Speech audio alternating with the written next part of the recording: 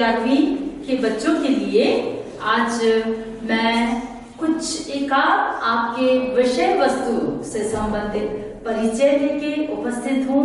आशा करती हूँ आप सब कक्षा जितने भी पढ़ाए जा रहे हैं उन सबको आप ध्यान से सुन रहे होंगे। सो आशा करती हूँ आज हिंदी विषय आपके जिन्होंने हिंदी का चुनाव किया है आपके लैंग्वेज सेकंड लैंग्वेज में, सो आज उनके लिए मैं कुछ आपके विषय से संबंधित आपके सिलेबस से संबंधित मैं कुछ आपको परिचय दूंगी। सो सबसे पहले तो मैं आप सबका स्वागत करती हूँ आज हिंदी कक्षा में। मैं आपको हिंदी पढ़ाऊंगी। सो हिंदी विषय यानी सिलेबस के आधार पर मैं आपको बताऊंगी। बच्चों आपके कुल 3 बुक्स हैं।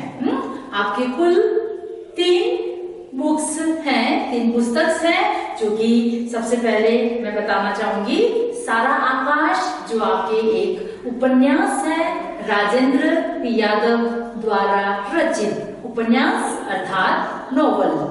आपके राइटर है राजेंद्र यादव। ये उपन्यास जो कि आपके 20 टॉपिक है ना, 20 आपके भागों में विभाजित है। आपके यहाँ पे कहा जाए तो 2 दिशाओं पे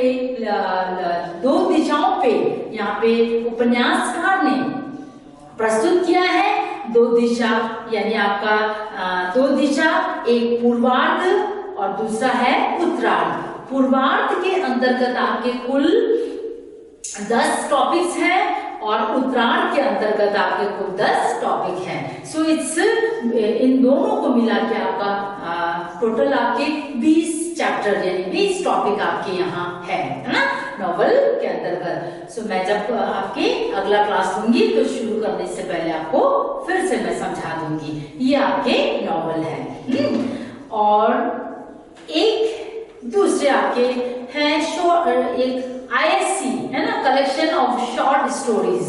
आपके गद्य संकलन है ये शॉर्ट स्टोरीज, ये पुस्तक कुछ शॉर्ट संक्षिप्त कहानी है जो कि इस पुस्तक के अंतर्गत है। इसके अंतर्गत आपको आपके ये अभ्यास पुस्तिका वॉक टू भी आपको जब बुक्स आएंगे स्कूल में आपको मिल जाएंगे। इसमें तो कुल 10 कहानियां हैं, छोटे छोटे से हैं, कुल 10 कहानियां हैं। सो ये आपके कक्षा है ना, ये जो तीनों जो बुक्स है आपके कक्षा 11वीं और 12वीं यानी क्लास 11 और 12 के लिए आपका काम आ जाएगा एक ही बुक से। अब मैं चलती हूँ तीसरे आपकी बुक है आपकी काव्य मंजरी।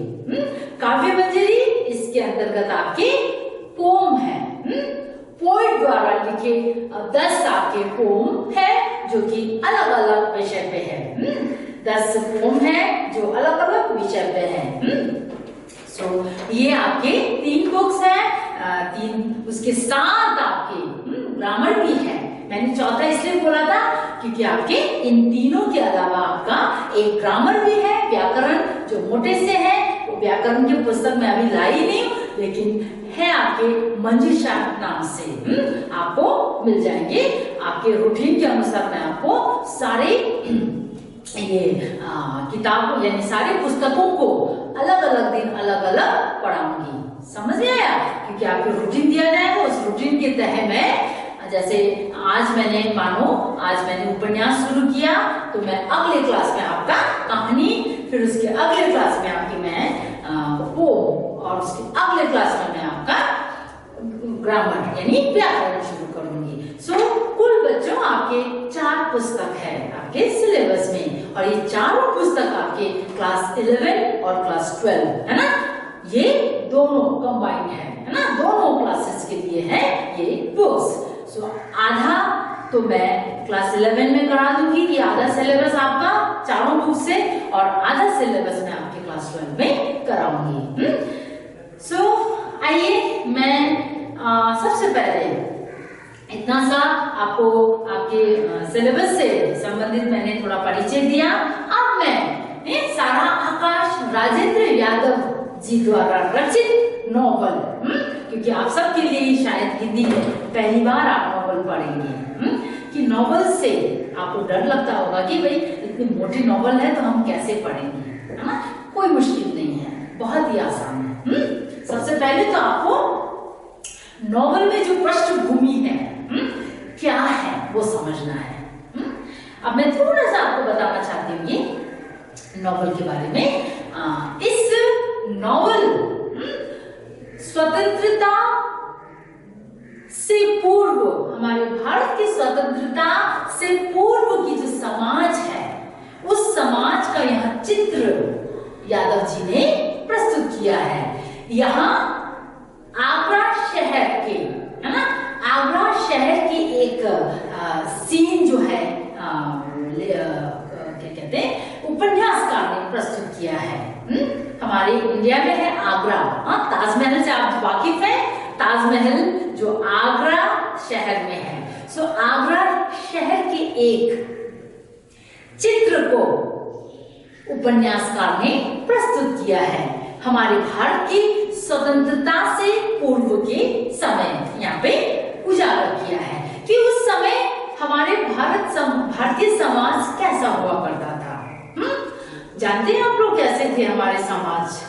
अब अभी जो है आज का जो समय, भारत का जो समय है, इस समय से कहीं ज्यादा बिल्कुल अलग समय था उस समय।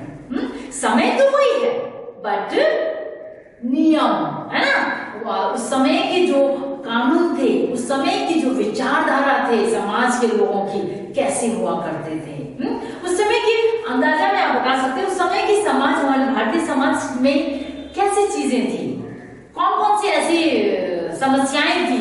चीजें से कहने का मतलब उस समय हमारे भारतीय समाज की क्या क्या समस्याएं थी, समाज के अंतर्गत समस्या, प्रॉब्लम्स क्या क्या थे उस समय, क्या क्या किन किन प्रॉब्लम्स यानी समस्याओं से लोग सामना करते थे।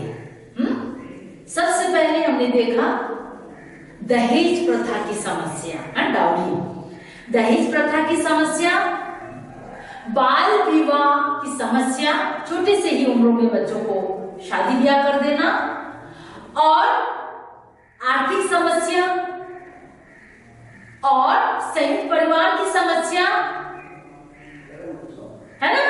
इन कई सारे और भी समस्या से समाज के लोग जूझ रहे थे उस समय, और उन्हीं के चलते राजेंद्र यादव जी ने इस सारा आकाश नामक उपन्यास में प्रस्तुत किया है कि उस समय के समाज में लोग कैसे सामना करते थे समस्याओं का।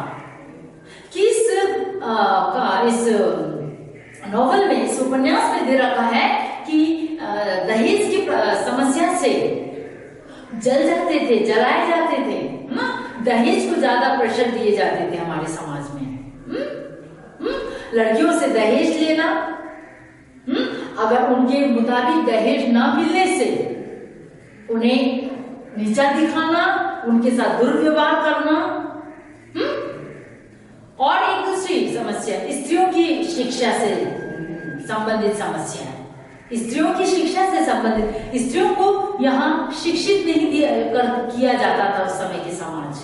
उनको शिक्षा देना कि भाई उनका सोच है कि स्त्रियां यानी लड़कियां तो घर के अंदर यानी पर्दे के अंदर ही रहा करते हैं, है ना, स्त्रियां बाहर नहीं निकल सकते हैं। सो इस प्रकार की जो समस्या है इस उपन्यास में दिखाए गए हैं। सो और संयुक्त परिवार की समस्या के कारण परिवार में आर्थिक स्थिति से कैसे जूझने पड़ते उन्हें, आर्थिक स्थिति की कैसे सामना करने पड़ते। संयुक्त परिवार में कम से कम 12-10 जने लोगों के समूह हुआ करते थे एक ही परिवार में, और कमाने वाले व्यक्ति 1-2, ज्यादा से ज्यादा 2, किंतु खाने और खर्च करने वाले लोग 10-12 से अधिक हुआ करते थे। सो इस प्रकार आर्थिक समस्या से वो जूझते थे,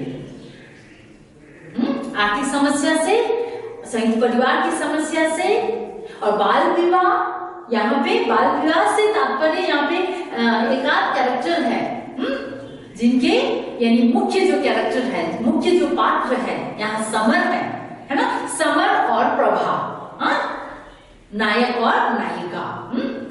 सो इन्हें भी छोटे से ही उम्र में शादी कर देते हैं, जबकि उनको कोई समझ नहीं होती है, वो पढ़ लिख रहे होते हैं, उनके तो पढ़ने लिखने और खेलने कूदने के समय, किंतु समाज के नियम कानून के चलते उनके विवाह छोटे से उम्र में ही, उनके ना चाहते हुए भी परिवार के जो बुजुर्ग है उनको ब्याह करा देते हैं। सो इस प्रकार की समस्या कि भाई ऐसे छोटे से उम्र में अगर इस प्रकार की जो जिम्मेदारी, इस प्रकार की जो प्रेशर आएंगे तो ऑब्वियसली समस्या तो वहां उत्पन्न होनी ही है। इस प्रकार इस नॉवल में समस्या दिखाई गई है। आगरा शहर की चित्र यहाँ प्रस्तुत की है। भारतीय समाज की स्वतंत्रता से पूर्व की जो समय उनको यहाँ पे चित्र किया गया है। कक्षा शुरू होने से मैं आपको बताऊंगी चैप्टर वाइज, ठीक है। सो इस प्रकार आज मैं अपने विषय यही आपको समाप्त करती हूँ। अगली कक्षा में मिलते हैं, एकदम प्रिपेयर रहना। मैं एक एक आपके नॉवल से हो, चाहे शॉर्ट स्टोरी से हो, चाहे आपके पोम से हो, मैं शुरू करा दूंगी। सो आज के लिए इतना।